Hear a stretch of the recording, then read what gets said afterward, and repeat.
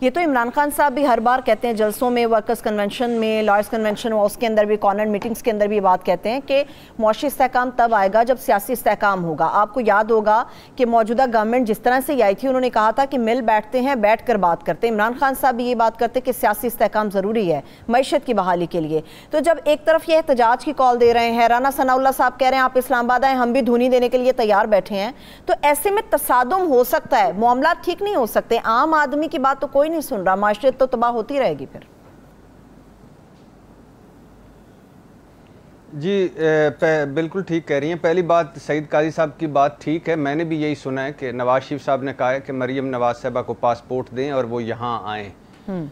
دوسری بات یہ ہے کہ خیر سے اس وقت آپ ذرا اگر پورا براڈر پکچر میں تصویر دیکھیں تو صرف 1 نومبر کی تقرری پر سارا جھگڑا ہے اور سارا جو رولا پڑا ہوا ہے اور سارا جو لڑائیاں ہیں وہ 1 نومبر کی تقرری پر ہو رہی ہیں۔ درست۔ یہ عمران خان صاحب کی جو فرسٹریشن، غصہ، غم یا بڑھ بڑھ کر حملے کرنا، وہ اس سے بھی لگتا ہے کہ یہ وہ کسی کو کسی اب ان کی ذہن میں کوئی تھا جن کو وہ آرمی چیف بنانا چاہتے تھے۔ اور جو پی ڈی ایم ہے اس وقت، پی ڈی ایم نے کیا کیا؟ پی ڈی ایم نے آ کر ان کے جو اہداف ہیں ان میں عمران خان صاحب کو ہٹایا، اس کے بعد نیب ختم کیا، بے شرمی اور ڈھٹائی کے ساتھ نیب ختم کیا، 150 کے قریب کرپشن ریفرنسز واپس چلے گئے ہیں، اور فل سٹاپ کامہ مجرموں ملزموں نے اپنے وکیلوں کے ساتھ مل کر فل سٹاپ کامہ ایسا چینج کیا اپنے کیسوں کو سامنے رکھ کر کہ نیب مک گیا ہے۔ اور یہ NRO 1 ہے، 2 چھوٹا تھا، یہ NRO 1 ہے جو خود کو ہی خود دیا۔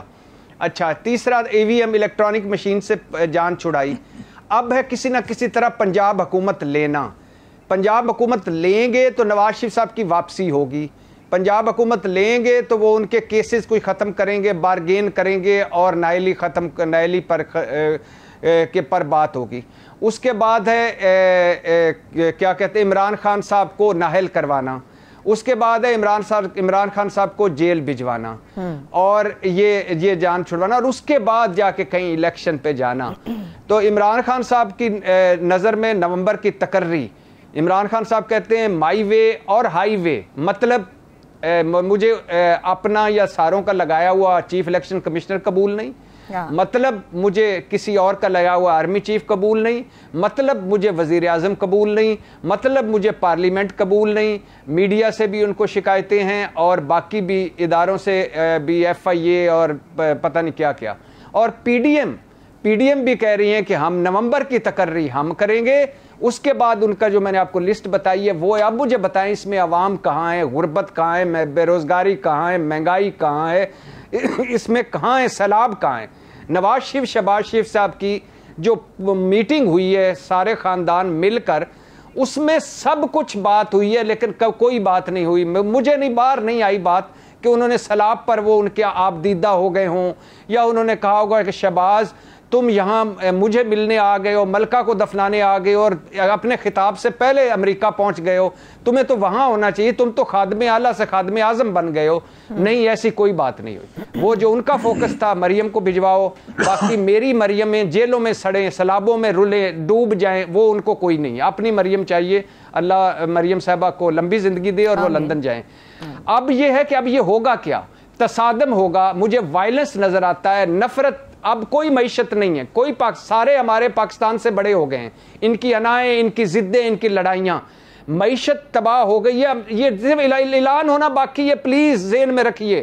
20 ارب ڈالر کے قریب، سعید قاضی صاحب اس کو سیکنڈ کریں گے اگر کوئی نیچے اوپر ہو جائے، 20 ارب ڈالر کے قریب ہم نے قرضہ دینا ہے، واپس کرنا ہے۔ 30-40 ارب ڈالر قرضہ وہ جو سیلاب تباہی کر گیا ہے، کوئی پیسے نہیں ہے، ڈالر مارکیٹ میں مل نہیں رہے، اور یہی دکھ ہے کہ یہ تجربہ کار تھے، یہ اہل تھے، یہ ارسطو تھے، یہ بکرات تھے، یہ سقراط تھے، یہ کہتے تھے کہ ہم آئیں گے سارے مسائل حل کریں گے۔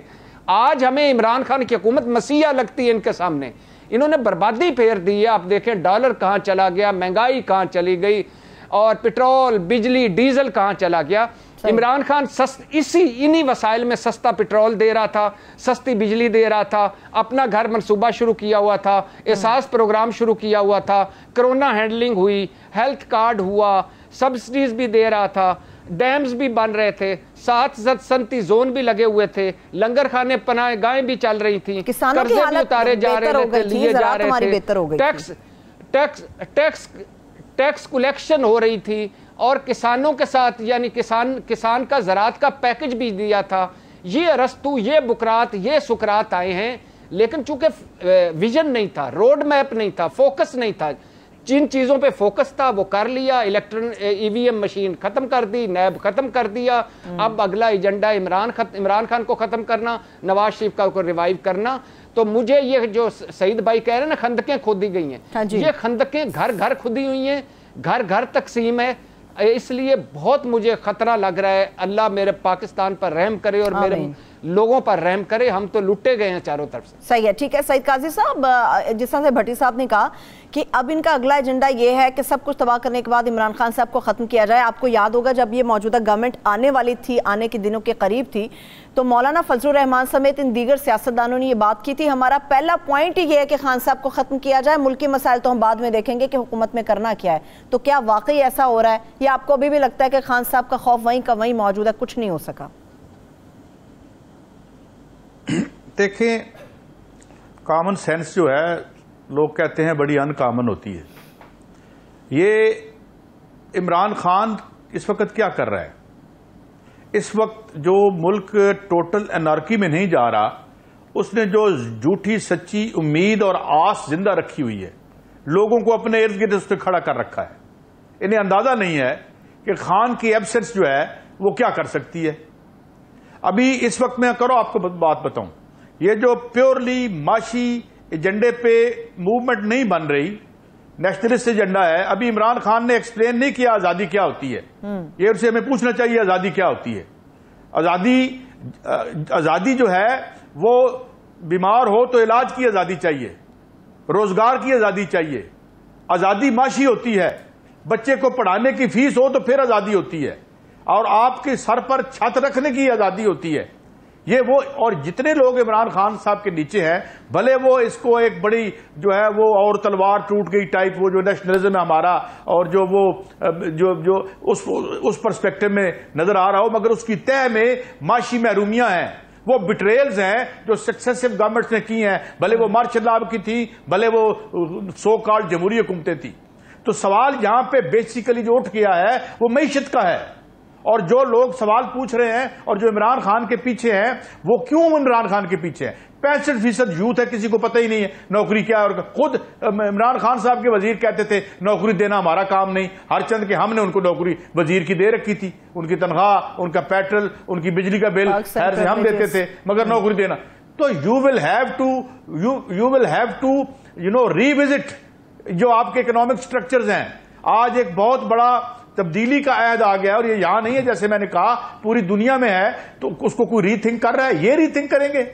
جن کی ابھی بات کی بھٹی صاحب نے کہ جو اشتہاریوں سے اور کانوکس سے جا کے پوچھ رہا ہے کہ ہمارے ملک کی تعیناتی کیسے ہونی ہے، اس سے تو میرے ملک کے عوام کا مورال کتنا بڑھ جائے گا جب انہیں پتہ چلے گا کہ وہ کسی کانوکٹ کے کہنے پہ کام اور تعیناتیاں فرما رہے ہیں۔ اور کوئی کیا عقل گھاس چرنے چلی گئی ہے تمہاری؟